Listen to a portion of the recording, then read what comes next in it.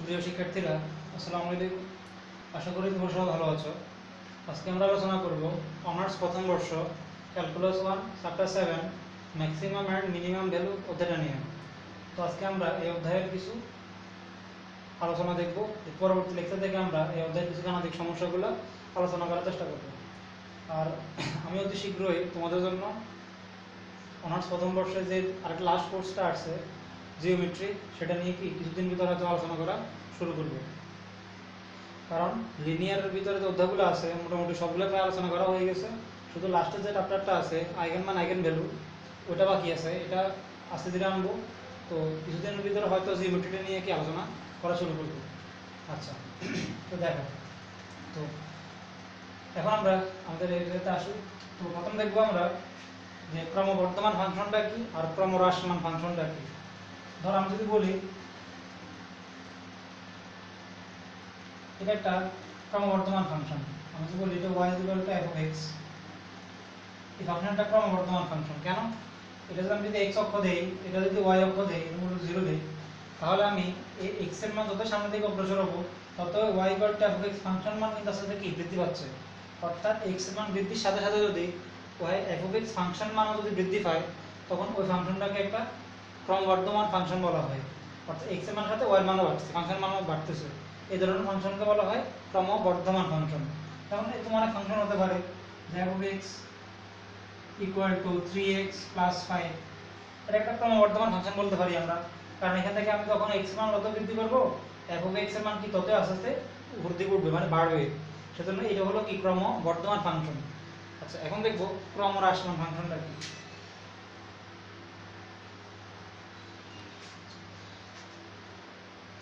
এখন দেখবো যে ক্রমহ্রাসমান ফাংশনটা কি। ক্রমহ্রাসমান ফাংশন যদি x অক্ষ হয়, এটা y অক্ষ হয়, এটা মূল 0 হয়, তো এটা হলো একটা ক্রমহ্রাসমান ফাংশন। কেন? কারণ আমি যদি এখন এখান থেকে x এর মান যতই সামনের দিকে অগ্রসর হব, এটা যদি y f of x function দেই, এই ফাংশন মান কিন্তু বাড়তেছে না। আমি x এর মান যতই ডান দিকে অগ্রসর হব, ফাংশন মান তত কিন্তু কমতেছে। অর্থাৎ ক্রমহ্রাসমান ফাংশনটা হলো x এর মান বৃদ্ধির সাথে সাথে যদি ফাংশনাল ভ্যালুটা যদি কমে, তখন ওই ফাংশনগুলোকে ক্রমহ্রাসমান ফাংশন বলে। যেমন সাপোজ উদাহরণ হতে পারে f of x equal to 1/x, এটা একটা ক্রমহ্রাসমান ফাংশন। কারণ এখান থেকে আমি যখন x এর মান যতই বৃদ্ধি করব, ততই কিন্তু ফাংশনাল ভ্যালুটা কি আস্তে আস্তে এখান থেকে কমবে। সেজন্য এটা হলো কি একটা ক্রমহ্রাসমান ফাংশনের উদাহরণ। আচ্ছা, তো এখন দেখব আমরা যে সন্ধিবিন্দু জিনিসটা আসলে কি। আচ্ছা,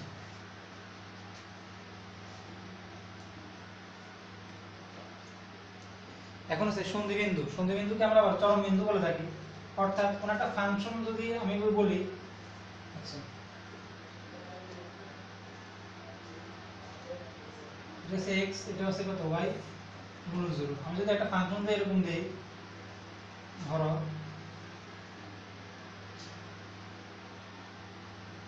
এটা y f of x function, ধরে নিলাম এটা একটা ফাংশনাল লেখচিত্র।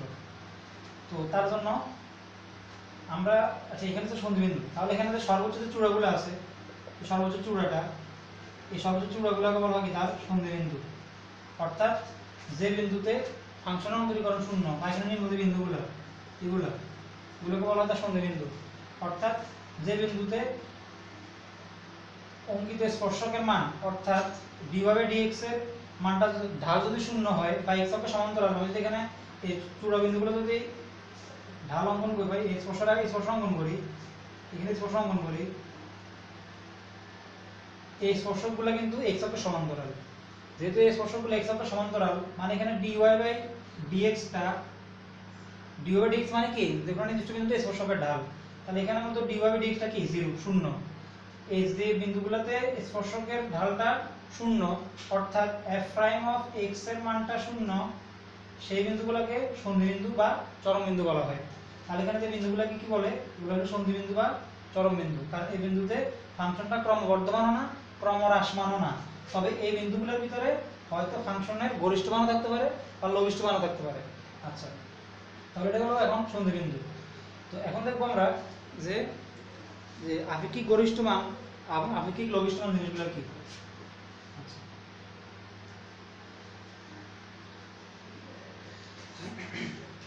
সাপোজ আমি যদি এই ফাংশনটা এখানে অবলম্বন করি,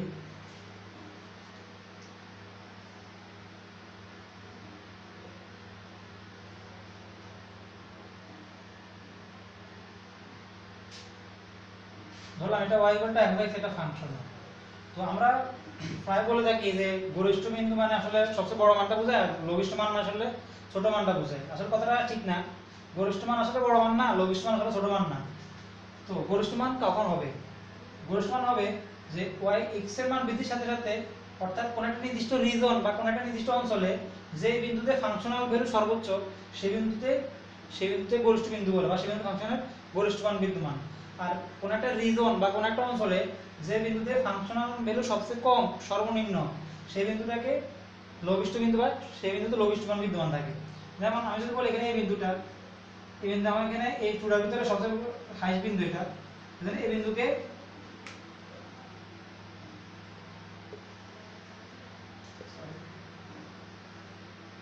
এই বিন্দুকে সাধারণত গরিষ্ঠ বিন্দু বলা হয়, কারণ এই বিন্দুতে ফাংশনাল মানটা আর নিকটবর্তী যত বিন্দুগুলো আছে সকল বিন্দু হবে সর্বোচ্চ, সেজন্য এই বিন্দু হলো কি তার গরিষ্ঠ বিন্দু।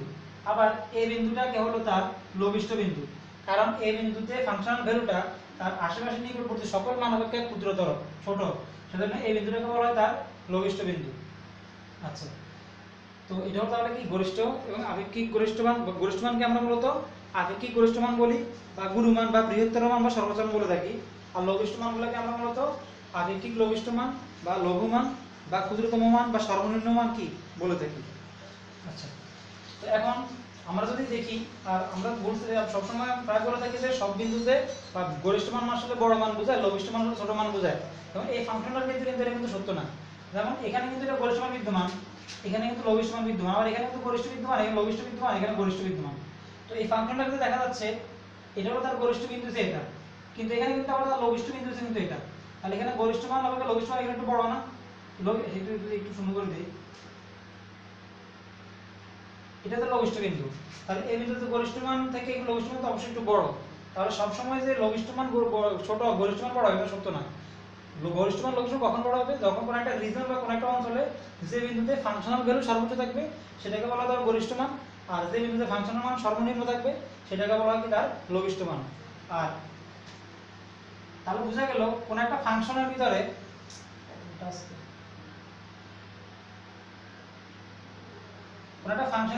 একাধিক গরিষ্ঠ বিন্দু বা একাধিক লঘিষ্ঠ বিন্দু কি থাকতে পারে।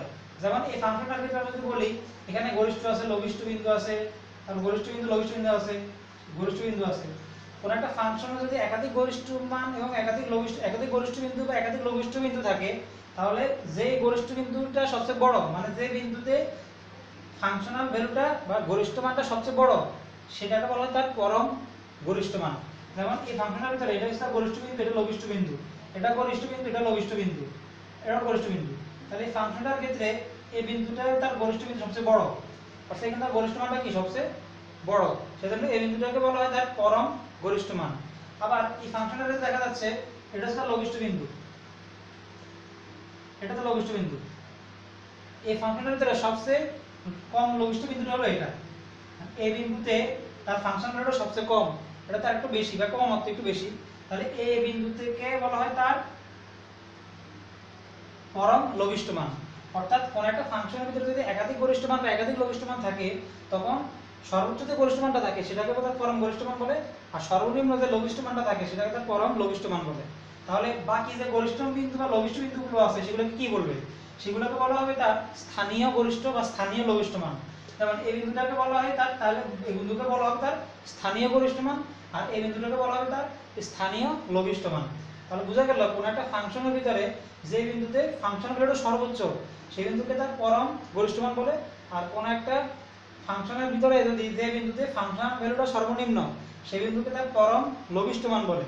আর এছাড়া বাকি যে গরিষ্ঠ লঘিষ্ঠ বিন্দুগুলো আছে সেগুলোকে, মানে গরিষ্ঠ মানের পরে যে গরিষ্ঠ বিন্দুটা আছে সেটাকে বলা হয় তার স্থানীয় গরিষ্ঠ মান, আর লঘিষ্ঠ বিন্দুর পরবর্তী যে লঘিষ্ঠ বিন্দুটা আছে সেটাকে বলা হয় তার স্থানীয় লঘিষ্ঠ মান। আশা করি তোমরা গরিষ্ঠ মান, লঘিষ্ঠ মান, পরম লঘিষ্ঠ জিনিসটা কি এটা বুঝেছো। আচ্ছা, এখন আমরা আর কিছু জিনিস দেখব।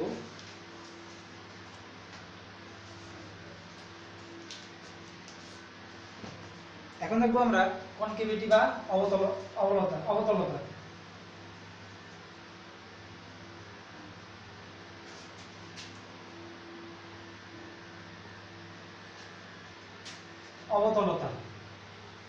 ওটা কি হলো আজকে?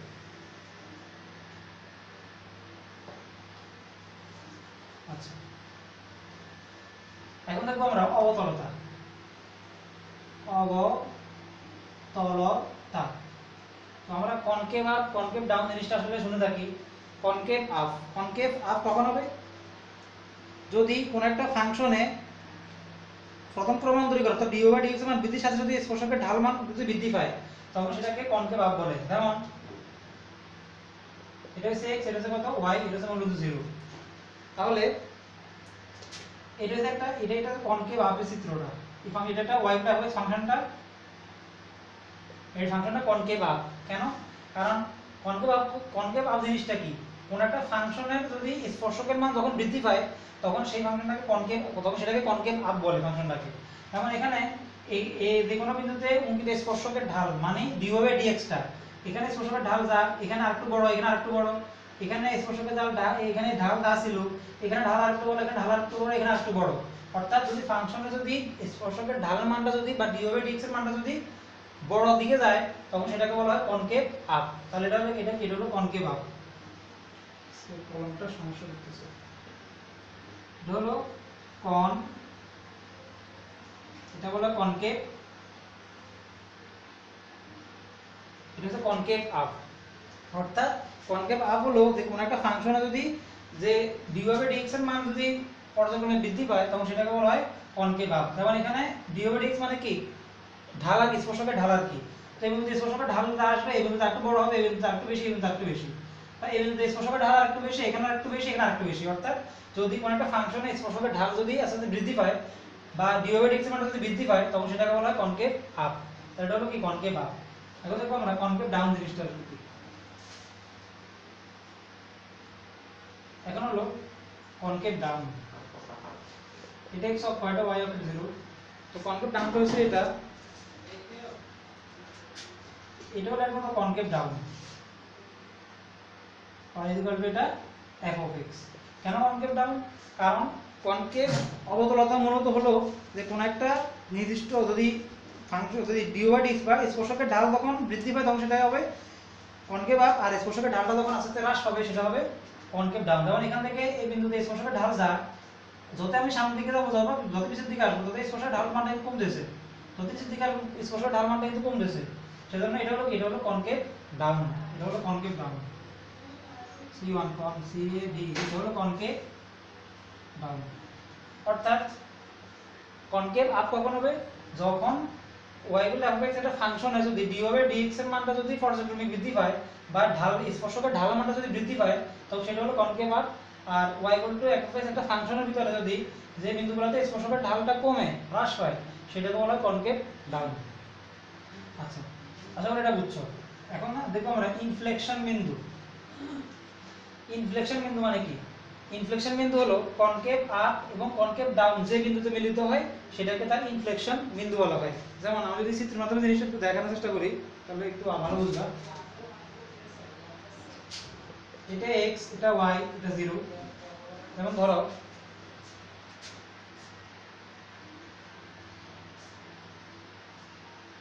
এটা y বলতে হবে একটা ফাংশন। আচ্ছা, তো ধরলাম এখানে একটা বিন্দু, এই বিন্দুকে বলা হয় তার ইনফ্লেকশন বিন্দু। কেন? কারণ এই বিন্দু থেকে আমি যতই সামনের নিচের দিকে আসবো ততই স্পর্শকের ঢাল মানটা কিন্তু কমতেছে, আবার এখানে যত উপরের দিকে যাবো তত তার স্পর্শকের ঢাল মানটা কিন্তু বাড়তেছে। তাহলে এই বিন্দুতে কনকেভ আপ এবং কনকেভ ডাউন দুটো মিলিত হয়েছে, সেজন্য এই বিন্দুটাকে বলা হয় তার ইনফ্লেকশন বিন্দু। আজকে যা করতেছে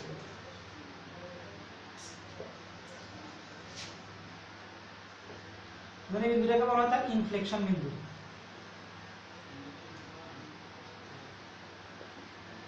ইনফ্লেকশন বিন্দু।